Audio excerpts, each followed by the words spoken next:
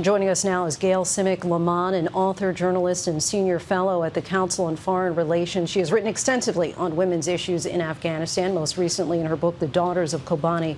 Gayle, we're already hearing reports of the Taliban abusing women and girls as they seize control of the country. Despite Taliban promises of allowing girls to receive an education and go to school, what's the reality here? What does the future hold?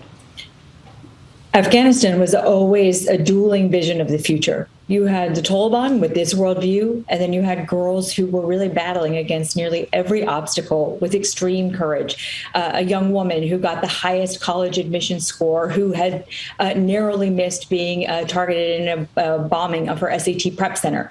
A young woman who became the first girl to be educated in her family, became a midwife, saved other women's lives. Herat University in the West, 51% female as of the latest year, right? All of this was the other vision of the future, right? Connected and modern. And it was always an uneven playing field, right? Those young women had very few people paying attention, had very few people hearing their voices, but they were fighting for their future every single day, and they continue to.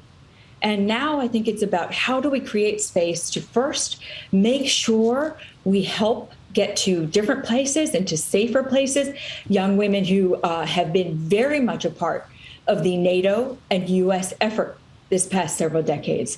Young women who fought for peace, young women who fought for women's participation all across the country.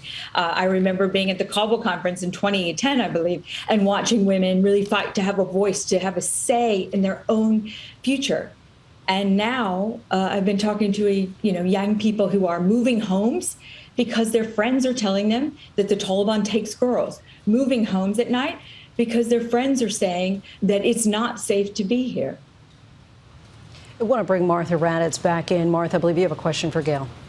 Gayle, I know the majority of the population, I think 62%, are under the age of 25 in Afghanistan. They don't really have a memory of the Taliban rule. Will that make a difference to these younger women? Will they rebel? I met a young woman who had just been blown up in her school, and she was determined no matter what to go back to school.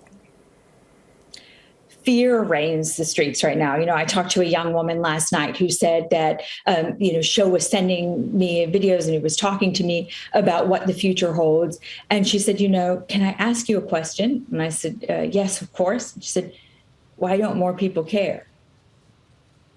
And we're in this situation where there are a lot of people who fought for their future with great courage, and they will now be faced with the challenge of, do you speak up against men with AK-47s who have a different worldview?